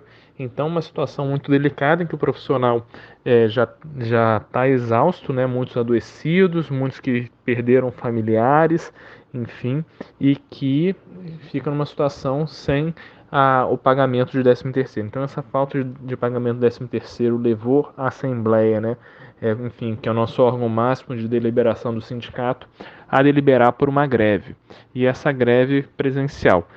A Justiça do Trabalho, né, através do então vice-presidente, não decretou a ilegalidade da greve, né, mas colocou limites, né, que, no caso, no nosso entendimento, tornaram inviável a realização de uma greve, né, como, por exemplo, não poder realizar em determinadas unidades e de manter 30%. É importante dizer que com o desmonte que aconteceu de manter, aliás, 70% das unidades de atenção primária. É importante dizer que com o desmonte que a gente teve dentro da atenção primária, que são as clínicas de família, os centros municipais de saúde, tem unidade com médico só. Então, não tem como fazer 70%, né? Porque ele é o único médico da unidade. Então, essa sobrecarga tem deixado os profissionais exaustos. Diversos profissionais, inclusive, já pediram demissão dos seus postos de trabalho, tanto no município quanto no estado, por conta dessa situação que a gente vem vivenciando desde o início da pandemia causada pelo SARS-CoV-2 e a Covid-19. E, no momento, os profissionais estatutários do município do Rio de Janeiro, eles continuam com atraso salarial, né? O 13º não foi pago dos médicos estatutários concursados no município, segue sem previsão, né? A Secretaria Municipal de Saúde não sinalizou ainda qualquer avanço nesse sentido de previsão de pagamento e os profissionais da Rio Saúde médicos, a maior parte não receberam ainda o 13º salário, porque eles fizeram um corte, né, limitando o valor que a pessoa tinha da segunda parcela para receber. A primeira parcela na Rio Saúde foi paga, a segunda parcela a maior parte dos médicos ainda não recebeu e não existe previsão de quando isso vai ser quitado, né? Então se demonstra que os profissionais que estão na linha de frente não têm sido uma prioridade, né? Infelizmente, né, isso é um absurdo, aliás, essa situação, e não é uma situação apenas do município, né? O Estado demonstra o mesmo desrespeito, com pagamentos em atrasos também, com situações de contratação por pessoas jurídicas sem direitos, e a gente tem tido uma dificuldade muito grande de dialogar com o município, né? A gente sabe as dificuldades financeiras e orçamentárias que existem, né? Principalmente com agravamento, com diminuição da arrecadação por conta da Covid-19, mas é fundamental priorizar nesse momento a saúde, né? Aqueles trabalhadores que estão ali na linha de frente, e a gente precisa dessas pessoas bem para cuidar, né, da população carioca. A gente não pode ter profissional exausto, profissional com situações passando dificuldade. A gente tem profissionais de diversas categorias, inclusive, que foram despejados, né, de suas casas por conta de atrasos que aconteceram nesse período todo. Enfim, as contas vão chegando, a gente tem que pagar juros. No final, quando é pago tudo sem juros, é pago sem correção nenhuma. Uma situação de completo desrespeito e de falta de consideração com os profissionais de saúde. Outra situação lamentável envolvendo a empresa pública de saúde do Rio de Janeiro, Alexandre, foi a expiração da vigência do plano Assim Saúde para os médicos que têm contrato de trabalho com a Rio Saúde. O que vocês do sindicato fizeram para tentar resolver essa questão, Alexandre, que é extremamente preocupante, justamente em um momento de pandemia? A Rio Saúde já deu algum retorno para vocês a respeito do tema? Como é que ficou resolvida essa situação, se é que ela já foi resolvida? Essa situação do plano de saúde é outro absurdo, né? Ela não foi resolvida ainda. Nós, imediatamente, quando tivemos conhecimento, no mesmo dia que foi interrompido, aliás, entramos em contato com a Rio Saúde, e a informação que nós tivemos é que existe, enfim, saldos a pagar para Assim Saúde, e que também o contrato havia expirado, sendo necessária uma nova licitação, né? Fato é que não houve nenhum planejamento e que seria feita, aliás, uma nova licitação. Fato é que não houve nenhum planejamento para que isso não acontecesse, e ocorreu a descontinuidade da prestação desse serviço para os profissionais, não só médicos, né, mas enfermeiros, técnicos de enfermagem, enfim, profissionais administrativos da Rio Saúde, que inclusive pagam, né, porque tem que pagar uma parte do salário, tem um percentual que a pessoa paga, para usufruir desse plano, né? E uma situação muito difícil, porque isso acarreta a interrupção de tratamento por parte de profissionais, né, pessoas que tinham cirurgias agendadas, inclusive profissionais que estavam internados, né, foram notificados do fim da vigência desse plano, passando por uma situação muito complicada. É importante frisar que não ocorreu nenhum aviso prévio por parte da empresa pública de saúde do Rio de Janeiro, a Rio Saúde, da interrupção desse plano de saúde. Então, isso demonstra mais uma situação de desrespeito, né? Eles cortam o plano e não avisam antes que vão cortar. Aliás, não poderiam ter cortado, porque esse plano ele é previsto no acordo coletivo de trabalho, né? Que está em vigor, né? Uma situação muito difícil e demonstra o descumprimento desse. A gente tem tentado avançar com negociações na empresa para garantir esse direito, né, que é do trabalhador, e ainda mais numa situação em que as pessoas estão na linha de frente, estão adoecidas por conta disso, né? Muitos profissionais têm idade avançada e têm múltiplas e têm comorbidades, hipertensos, diabetes, enfim, e que tinham procedimentos que agora vão ter que deixar para fazer esse procedimento cirúrgico, deixar esses acompanhamentos para um outro momento, porque a saúde desses profissionais e a manutenção do seu bem-estar, né, não foi uma prioridade da empresa pública de saúde do Rio de Janeiro nesse momento. A gente espera que essa situação seja resolvida, né, e que a empresa pública de saúde lide com mais cuidado com seus funcionários, valorizando eles e tendo planejamento nas ações que venham a ser tomadas e sempre com diálogo, né? Essa situação a gente não pode descobrir de uma hora para outra, tem que ter diálogo, os profissionais eles têm que ser informados, a gente tem que conversar sobre essas situações.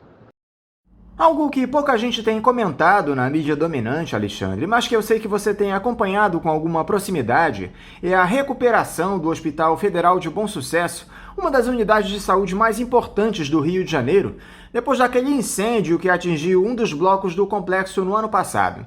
Eu gostaria que você nos dissesse como anda o processo de recuperação das dependências do hospital, Alexandre. Ele já reabriu em sua totalidade e os pacientes que deixaram de ser atendidos por lá foram acolhidos por outras unidades do SUS. Como anda o cenário no Hospital de Bom Sucesso atualmente? Bom, o Hospital Federal de Bom Sucesso sempre foi uma referência, né, para toda a saúde do Rio de Janeiro, com emergência funcionando, diversas especialidades, um hospital de alta complexidade e nós ainda não tivemos o prédio central, que foi o prédio que ocorreu o incêndio, ainda reaberto, né?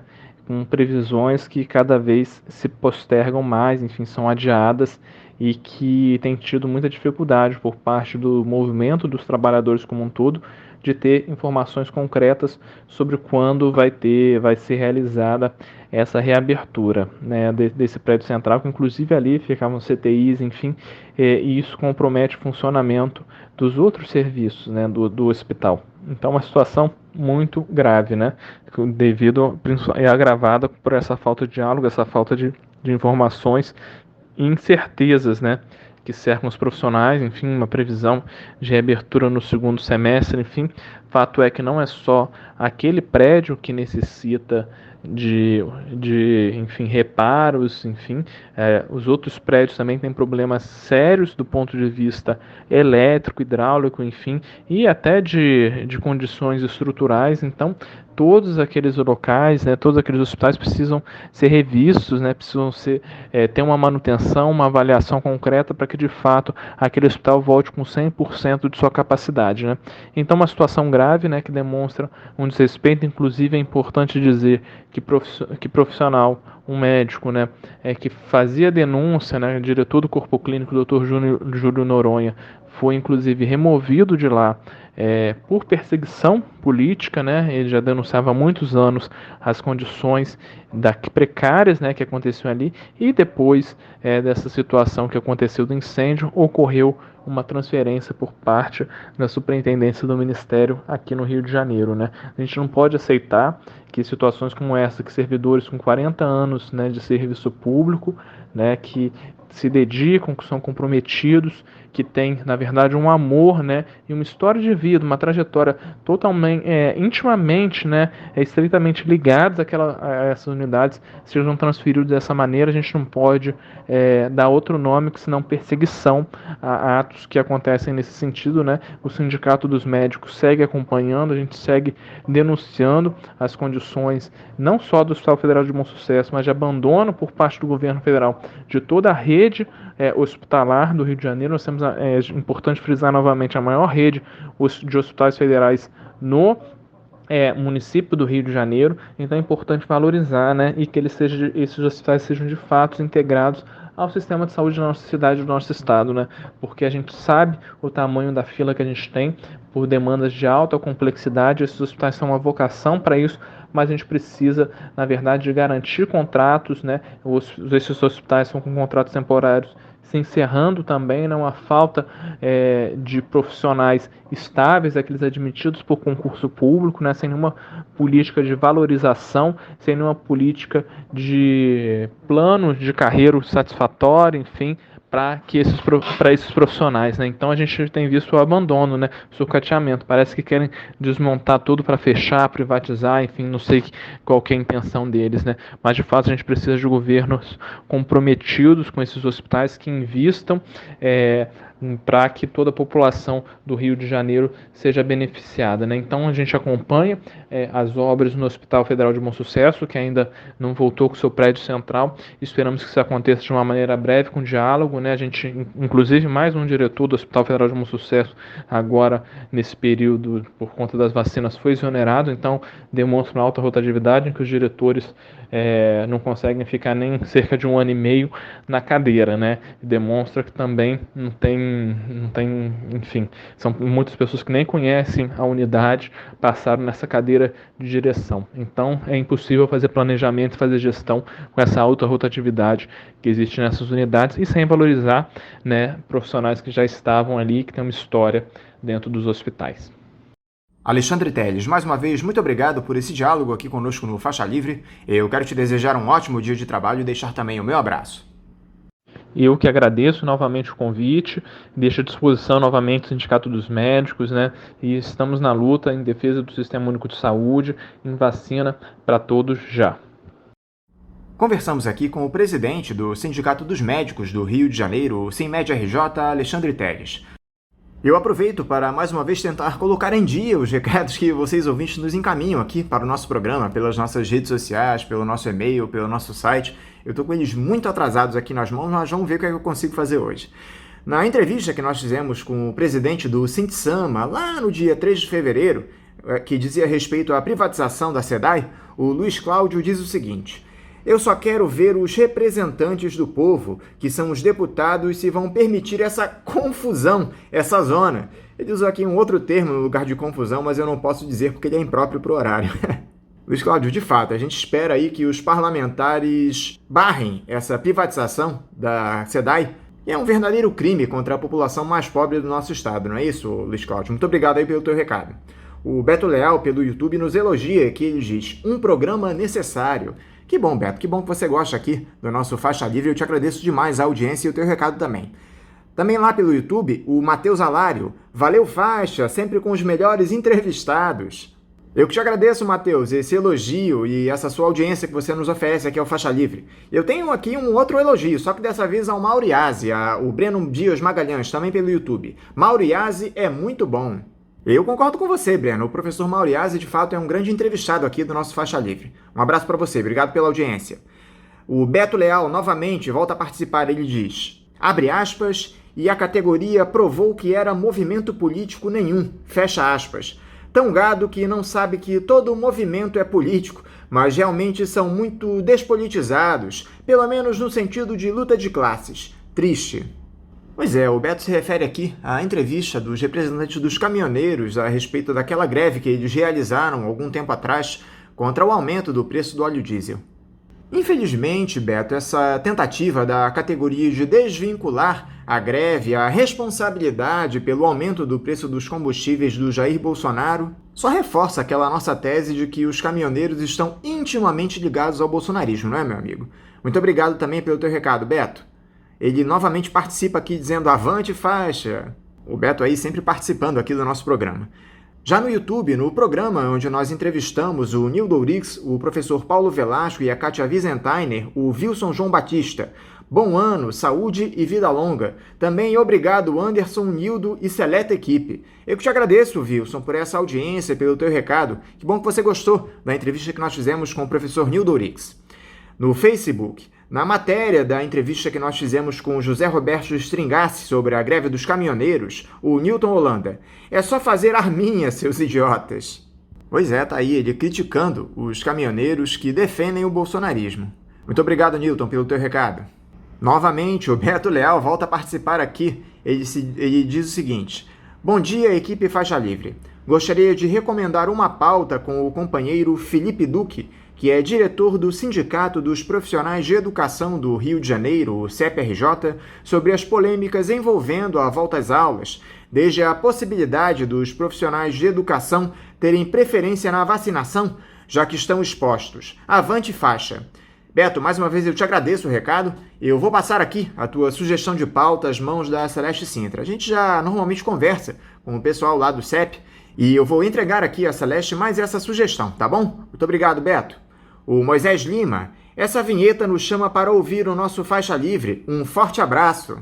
Um abraço para você também, Moisés. Que bom que você reconhece na nossa vinheta um chamado para que vocês ouçam o programa. Muito obrigado, tá bom, Moisés?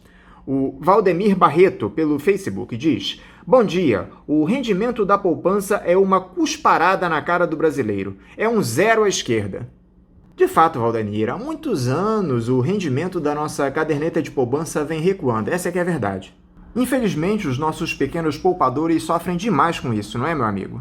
Queria-se até cobrar imposto de renda da caderneta de poupança em valores acima de 50 mil reais, se eu não me engano, não é isso? Muito obrigado pela ótima lembrança, tá bom, Valdemir?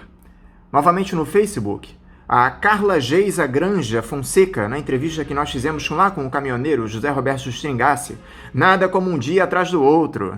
É verdade, Carla, aqueles caminhoneiros que apoiaram o Bolsonaro lá atrás agora estão percebendo as verdadeiras intenções dele, não é isso? Vamos ver se essa troca de presidente da Petrobras vai favorecer a nossa população, reduzindo o preço dos combustíveis aqui no Brasil, encerrando aquela política criminosa de preços da estatal. Muito obrigado, Carla, pelo teu recado. No YouTube, o Ricardo Félix. Ciro Gomes é, de longe, o mais preparado, competente e honesto político que temos no atual cenário. Não entendi esse diatribe que o Milton Temer fez. Prestou um desserviço. Parabéns pelo programa. Pois é, Ricardo, há controvérsias a respeito dessa sua análise sobre o Ciro Gomes. Que ele é um político tarimbado não há qualquer dúvida, não é, Ricardo? A grande questão é que ele parece querer atender aos anseios dos ultraliberais, meu amigo. Ele tenta um acordo aí com o pessoal da centro-direita para conseguir viabilizar uma candidatura sua à presidência. Inclusive, ele já deixou isso claro em entrevistas antigas que ele concedeu. É uma pena que ele não conversa aqui conosco no Faixa Livre. Há tempos nós temos tentado conversar com o Ciro Gomes, só que a assessoria dele não nos dá um retorno. Eu te agradeço o teu recado, tá bom, Ricardo? Eu espero que você continue nos acompanhando aqui no Faixa Livre. No YouTube também, o Alfredo Teixeira. Vamos, faixa! Henrique, dê um abraço no BAP. Ele se refere aqui ao nosso amigo jornalista Henrique Acker, que comandava ao lado do Luiz Antônio Bap o programa Boca Livre muito tempo atrás. Inclusive, esse programa ficou marcado na história do rádio brasileiro. Essa é a grande verdade. Obrigado, Alfredo, pela lembrança. Eu vou repassar aqui o teu recado para o Henrique Acker, tá bom? A Andresa Danta, no programa que nós fizemos com o Nildo Ourix, o Rogério Rocco e a Marise Guarani, ela diz: amigos, não há solução. Estão todos certos. Mas até para os que o bom mocismo é vilão, o mesmo bom mocismo permeia as ideias. Não há solução além do canhão. Não há Mao, não há Lincoln, não somos Coreia do Sul. E temos sim direito ao pessimismo, pois não é um sentimento individual, é coletivo e detona as pessoas que nada têm. Obrigado pelo canal, mas precisamos tomar medidas mais drásticas. Andrés, eu te agradeço o recado aqui. E, de fato, são necessárias medidas muito mais drásticas para nós mudarmos a realidade do nosso país. Essa tentativa de se resolver as coisas dentro da institucionalidade não tem dado certo há muito tempo, não é, Andressa? Muito obrigado mais uma vez pela audiência, tá bom? Pelo Instagram, o Celso Monteiro. Salve família Faixa Livre. Não estou conseguindo ouvir o programa pelo site. Talvez esteja com algum problema. Abraços e parabéns pelo trabalho. Celso, a mensagem que você nos enviou é do dia 8 de fevereiro, então eu acredito que naquela época, de fato, nós tivéssemos passado por um problema momentâneo no nosso site. Mas agora nós já recuperamos a transmissão. O programa tem sido veiculado normalmente pelas nossas redes sociais, pelo site, pelo YouTube, mas muito obrigado pelo teu recado, tá bom? No Instagram, o Celso Monteiro volta a participar dizendo aqui: ouço todos os dias aqui em Cambé, no interior do Paraná. Que bom, Celso, que você nos acompanha aí do Paraná. Eu mando um abraço a você e todos os ouvintes que nos acompanham aí do sul do país, tá bom? Muito obrigado mais uma vez, Celso. Novamente o Beto Léo participa aqui nos desejando uma ótima semana, uma boa semana para você também, tá bom, Beto? Espero que você esteja nos ouvindo. O Marcos Antônio, o Passarinho é muito bom. Eu concordo com você, Marcos. O Paulo Passarinho é uma grande figura. Além de excelente apresentador aqui do Faixa Livre, ele é um exímio entrevistado, não é isso? Estamos sentindo falta da participação do Paulo aqui no nosso programa. Obrigado, Marcos, pelo teu recado. Novamente o Ricardo Félix nos elogia aqui. Excelente programa. O Ricardo que nos acompanha lá de Interlagos, em São Paulo. Que bom que você gosta aqui, Ricardo, das nossas entrevistas. Um abraço para você. O Moisés Lima. Esperemos que o nosso povo se ligue em coisas reais, coisas da nossa realidade e almejem, através da informação coerente, uma transformação como está ocorrendo em vários países sul-americanos, para que possamos ter mais justiça social com o engajamento do povo, sem contar com essa classe política que aí está, que só quer e só pensa em explorar o povo brasileiro. A luta! Pois é, Moisés, eu concordo com você. De fato, é necessário que a nossa população tenha um maior engajamento na nossa realidade política, mas também que os nossos representantes façam jus aos votos que eles recebem, não é isso, meu amigo? Infelizmente, a nossa esquerda não tem atuado da maneira mais eficaz para impedir esse desmonte do Estado brasileiro. Muito obrigado, Moisés, pelo teu recado. Lembrando a todos os ouvintes que queiram participar aqui do Faixa Livre, vocês podem enviar os seus recados pelas nossas redes sociais, no Facebook, Twitter e Instagram, pelo nosso canal no YouTube, que é o Faixa Livre, pelo nosso site, o www.programafaixalivre.com.br, ou pelo nosso e-mail, que é o ouvinte@programafaixalivre.com.br. Vamos agora a um novo intervalo. Voltaremos já já. Voltamos a apresentar Faixa Livre. Estamos de volta, ouvintes, e agora eu converso com o diretor do Sindicato dos Petroleiros do Rio de Janeiro, Sindipetro RJ, e da Federação Nacional dos Petroleiros, a FNP, Eduardo Henrique. Eduardo Henrique, bom dia. Bom dia, Anderson, bom dia a todos os ouvintes. Sempre um prazer estar aqui nesse programa, essa rádio que tem apoiado movimentos sociais, a luta do povo brasileiro. Eduardo, muito obrigado por você dialogar conosco aqui no Faixa Livre mais uma vez. Eduardo, antes de nós tratarmos desses temas complicados envolvendo a Petrobras, eu quero parabenizar você e todos os integrantes da chapa Fortalecer, que foi eleita em primeiro turno para ocupar a nova diretoria colegiada do Sindicato dos Petroleiros do Rio de Janeiro, com mais do que o dobro dos votos da segunda colocada. Um resultado que não deixa dúvidas a respeito da vontade da categoria em um processo eleitoral muito complicado, Eduardo. Eu gostaria que você falasse um pouco a respeito dessa eleição que teve a vitória da chapa que você representa. Quando é que vocês tomam posse? Então, Anderson, como você falou, foi uma eleição bastante complicada, né? Na verdade, a gente atravessou, o processo eleitoral começou assim, na véspera da pandemia, na véspera de quando as coisas começaram a fechar, o isolamento social, a gente teve uma assembleia, tinha uma previsão de uma eleição em maio de 2020 e em março a gente já estava em isolamento e teletrabalho, etc. Março, abril. Então, nesse período a gente teve que se reinventar, né, essa gestão no sentido de realizar formas virtuais, toda uma dificuldade, a gente sabe que não é a mesma coisa, e ao mesmo tempo, se por um lado o sindicato não pôde parar, também a empresa, o governo também não parou nas intenções de privatizar, de retirar direitos. Então a gente atravessou todo o acordo coletivo, atravessou toda uma luta com uma situação bastante grave, que ainda hoje está grave, que é a questão do surto da Covid-19, né? Então a gente teve que fazer essa organização virtual da categoria, e obviamente os setores operacionais continuaram trabalhando, isso foi um debate, inclusive, com a direção da empresa, mas se formaram nesse processo 3 chapas, e no final, e uma eleição também que a gente nunca tinha feito, que é uma eleição, foi uma eleição virtual, né? A primeira vez que isso acontece. E toda uma novidade, toda uma dificuldade, mas nesse processo se formaram 3 chapas. Inclusive, no último dia, uma eleição de 17 dias de eleição virtual, 17 dias de urna aberta, uma coisa que, né, não conheço outras eleições que tenham sido assim, e a gente,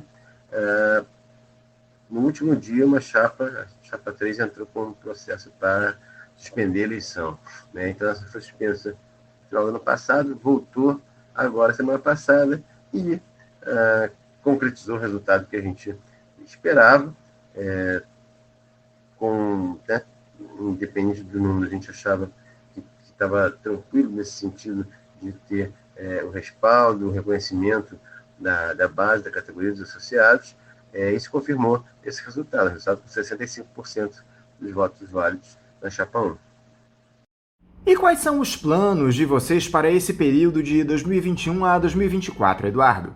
Quais as iniciativas que vocês pretendem implementar para fortalecer o Sindipetro? Então, a gente teve todo um trabalho de elaboração do programa da chapa, do programa de gestão. A gente vai reunir agora, depois, né, da posse, para realizar nosso seminário de gestão, para poder fazer todos os nossos planos, só que tem duas questões graves aí, né? Uma que obviamente, a questão da pandemia, que nos impede muito de reunir, de fazer algumas coisas, né, no que diz respeito a vários aspectos. Agora, outro elemento que é, sem dúvida, o nosso principal plano, por assim dizer, que é a defesa da Petrobras, a defesa de uma Petrobras 100% estatal, a defesa dos direitos dos trabalhadores e organizar os trabalhadores numa pandemia, né, construir a greve nacional, batalhar pela unidade, mesmo que alguns não queiram, a gente fazer todo esse debate sem dúvida, o nosso principal plano de gestão, ou seja, organizar a categoria para defender seus direitos e defender a Petrobras, né, impedir a venda de ativos. Né, eu acho que é uma gestão que vai enfrentar talvez uma situação mais difícil dos últimos tempos, das últimas décadas, não só em função da pandemia, como também do próprio avanço do governo contra, né, os trabalhadores, contra a Petrobras, contra o povo brasileiro. Então, esse é o nosso desafio principal. Eduardo, o resultado dessa eleição acabou saindo em um momento de muitas movimentações no setor do petróleo aqui no Brasil. Primeiro, eu gostaria de falar a respeito da troca na presidência da Petrobras. O Jair Bolsonaro indicou o general Joaquim Silva e Luna para o lugar do Roberto Castelo Branco, em decisão que ainda precisa ser aprovada pela Assembleia Geral Extraordinária convocada pelo Conselho de Administração da empresa. Tudo isso especialmente por conta daquela política criminosa de preços estabelecida pela estatal. Vocês do Sindipetro aprovaram essa saída do Castelo Branco e a chegada do general Silva e Luna, muito provavelmente? O que com certeza todos concordamos é que a saída do Castelo Branco é mais que necessária. O que não quer dizer que vai melhorar qualquer coisa com o Silva e Luna. O que a gente discute hoje, que é a mudança da PPI, será que ele vai mudar o PPI? Será que ele vai mudar, reverter, parar as privatizações? Nós acreditamos que não, porque isso responde a uma política maior do governo. Ou seja, para alterar essa política do PPI, né, para alterar essa política de privatização da venda de ativos, teria que ser uma decisão de governo e não nos parece que isso vai haver alguma mudança. Né? Não temos uma avaliação, conhecimento de que isso vai poder ser no ponto de vista do funcionamento da empresa, da relação com os sindicatos, enfim, né, com todos os aspectos. A gente vai, inclusive, pedir já, né, uma reunião com o novo presidente, né, enquanto FNP. A gente vai fazer essa solicitação para justamente discutir, entre outros, esse tema. Mas não temos uma perspectiva de que isso que significa uma mudança positiva na Petrobras, porque o que a gente tem que fazer é mudar, de fato, o governo. Você acredita que essa troca possa representar o fim dessa política criminosa de preços praticada pela Petrobras, Eduardo, que leva em conta a variação do petróleo no mercado internacional e faz com que a gasolina, o óleo diesel, o gás de cozinha tenham altas exorbitantes nos últimos tempos? Dá para acreditar em uma mudança de rumos da Petrobras sob o comando do militar? Então, né, como eu dizia, eu acho que não, a gente não pode afirmar qual vai ser a nova política dentro da Petrobras, os preços, etc., mas o que hoje é praticado por um motivo, que porque, inclusive quando se fala no general, exército, tal, nacionalismo, eu acho que isso não é essa discussão que está colocada hoje, certo? Não é isso que a gente tem visto em nenhum setor. que a gente tem visto é uma política de ultradireita e, como tal, subserviente, que abre mão da nossa soberania em nome dos banqueiros, né, para satisfazer os interesses do capital, para remunerar os acionistas. E quando a gente fala acionista, não é aquele classe média, trabalhadores de classe média que tem meia dúzia de ações, são as grandes multinacionais, inclusive do petróleo, né, os banqueiros, mega empresários, porque esses caras aqui, na verdade, o controle da Petrobras, o controle da empresa está na mão do governo, por causa das ações ordinárias. Mas a remuneração da maioria das ações são ações que estão na mão da iniciativa privada e dos grandes capitalistas. E esses aqui estão mexendo as cordas no governo. Então, acho que isso é pouco provável que haja mudança. Por isso que a gente tem que ter uma grande mobilização para que essa mudança aconteça. Quem não gostou muito dessa troca, Eduardo, foi o mercado financeiro. As ações da estatal despencaram nas bolsas mundo afora na segunda-feira, já que o Roberto Castelo Branco teve o apoio do grande capital lá em 2018, quando foi indicado presidente. Aliás, toda a diretoria da estatal cogitou pedir demissão em apoio ao Castelo Branco. Já houve alguma recuperação nos últimos dias, mas a desvalorização dos papéis da empresa ainda é grande. Como é que fica a Petrobras no mercado depois dessa mudança completa da diretoria, Eduardo? Isso pode, de alguma forma, prejudicar a empresa? Bom, primeiro que, sem dúvida nenhuma, a empresa já vem sendo prejudicada há muito tempo, né? Como uma empresa, como indutora da economia nacional, como uma empresa que tem seu papel na construção da sociedade brasileira. Esse governo, e, bom, os anteriores, mas esse governo, a direção da Petrobras com Castelo Branco, vinha destruindo a empresa, vendendo, saindo, né? O plano é se retirar de regiões inteiras do país, e por isso não dá para você dizer que a Petrobras estava bem o que estava sendo construída. Então, eu acho que o caminho é continuar destruindo a Petrobras, né? O caminho que o governo tomou com esse presidente outro vai ser continuar destruindo a Petrobras. Agora, é uma empresa robusta e esse valor da Bolsa, etc., isso é especulação, é uma especulação violenta, tanto que, né, já se recupera. Isso tem a ver mais com especulação do que a capacidade da empresa mesmo gerar lucro. Então, acho que alguns, né, a gente vai ver aí nos próximos dias, aqui eles vêm, não dá para ter uma avaliação agora, mas, de fato, a empresa está sendo destruída, vendida, entregue, e alguns estão ganhando muito dinheiro com isso, né? Desde o presidente até os acionistas. Só quem não ganha é o povo brasileiro. Outro detalhe, Eduardo, é que o Jair Bolsonaro anunciou também que vai zerar para sempre a cobrança de impostos federais sobre o gás de cozinha e, por 2 meses, os que incidem sobre o óleo diesel. Te agradam essas medidas, Eduardo? Isso é suficiente para reduzir o preço dos derivados para o consumidor? O preço dos impostos federais, é óbvio que tudo que se baixa é melhor, mas o preço dos impostos federais é relativamente pequeno. Então, isso faz parte da política também. Bolsonaro está de olho em 2022, então ele tem que tentar tomar alguma medida de reduzir impostos, de trocar o presidente, etc., de fazer uma cortina de fumaça para responder à justa revolta dos caminhoneiros, responder a revolta da população que não aguenta mais, né, aumento do gás de cozinha, da gasolina, etc., mas... por outro lado, jogar nas costas dos impostos estaduais também, que significa né, uma redução muito grande dos impostos estaduais pode significar perda no serviço público, na educação, na saúde, na remuneração dos próprios trabalhadores. Ou seja, é o pobre, é o trabalhador, é o mais desassistido que vai continuar pagando o pátio. Enquanto ele esconde, não diz que está na mão dele acabar com o PPI, né? Que pode significar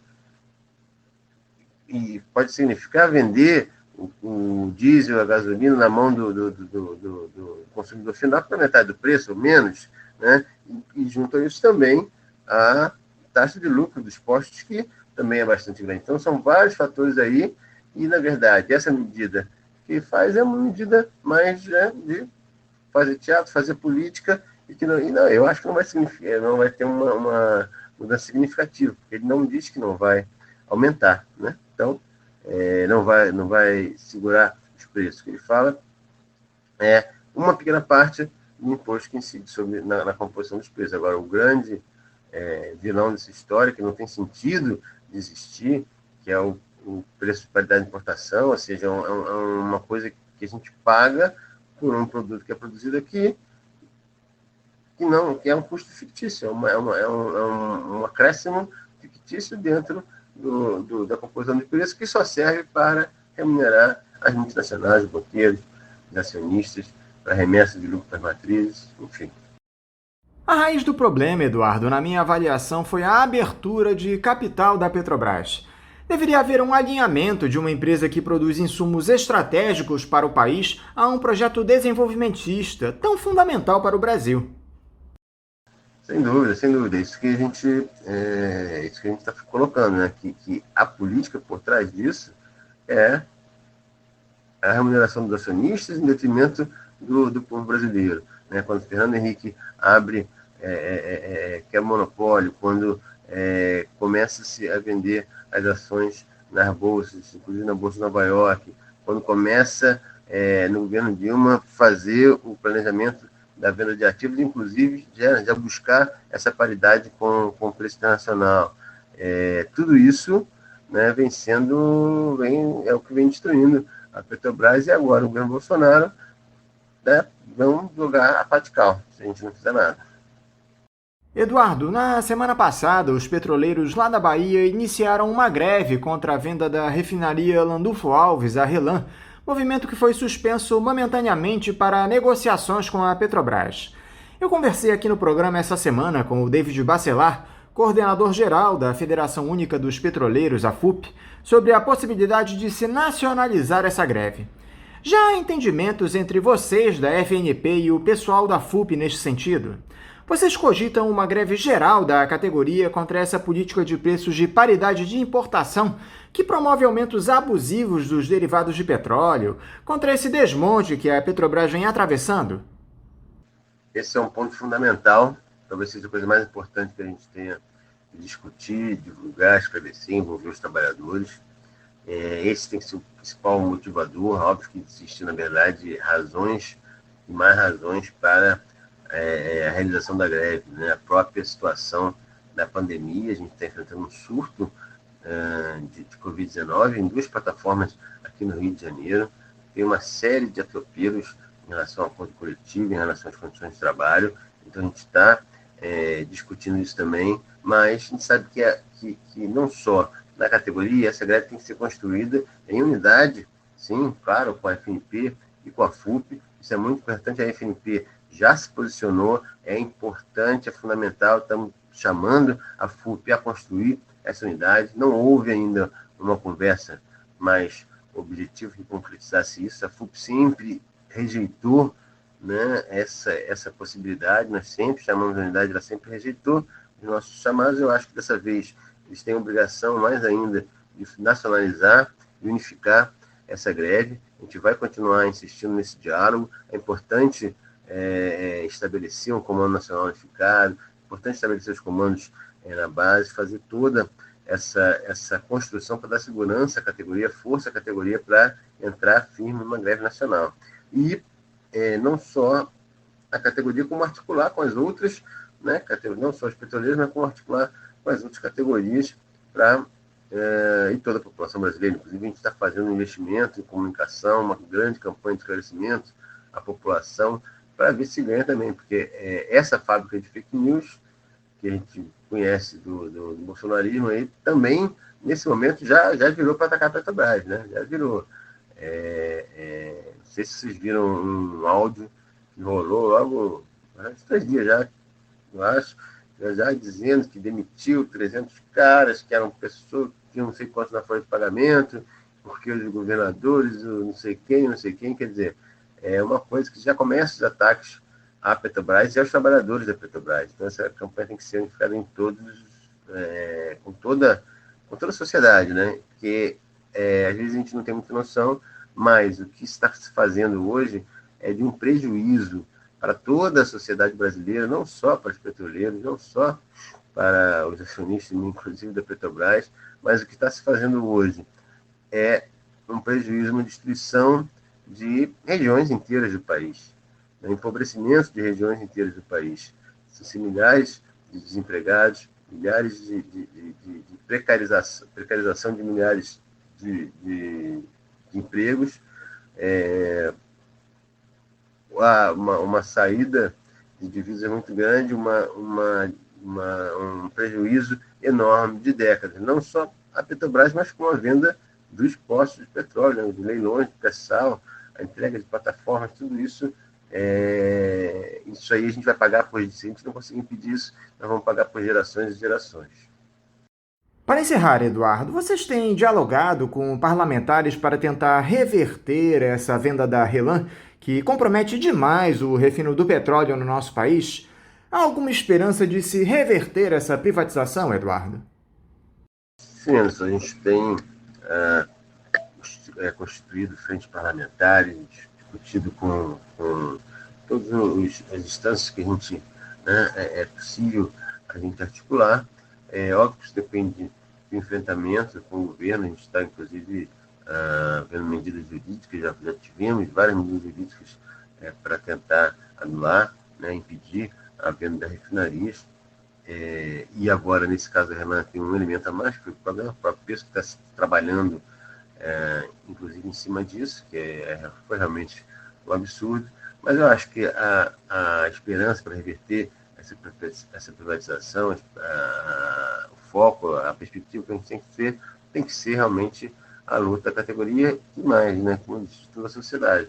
Porque senão realmente os caras vão vir para cima e vão passar o rodo se a gente não reagir. Então, esse chamado, a mobilização é fundamental, é o centro da nossa atuação. Obviamente, vamos atuar também em todas as instâncias do legislativo, do judiciário. Agora, é importante que a sociedade entenda o que significa a venda da RLAM e, né, de tudo que vem aí em seguida. Vamos tentar com o que venha, né? Eduardo Henrique, novamente, muito obrigado por você dialogar aqui conosco no Faixa Livre. Eu quero te desejar um bom dia de trabalho e mandar também o meu abraço. Eu que agradeço, Anderson. Estamos sempre à disposição. Mandar um abraço para você, para toda a sua equipe aí, para os nossos ouvintes. E vamos à luta. Conversamos aqui com o diretor do Sindicato dos Petroleiros do Rio de Janeiro, Sindipetro RJ, e da Federação Nacional dos Petroleiros, a FNP, Eduardo Henrique. E vamos encerrando a edição de hoje do Faixa Livre, convidando todos vocês para amanhã, a partir das 8 da manhã, estarem aqui novamente na Rádio Bandeirantes 1360 AM para mais uma edição do nosso programa. Um abraço a todos vocês e até amanhã!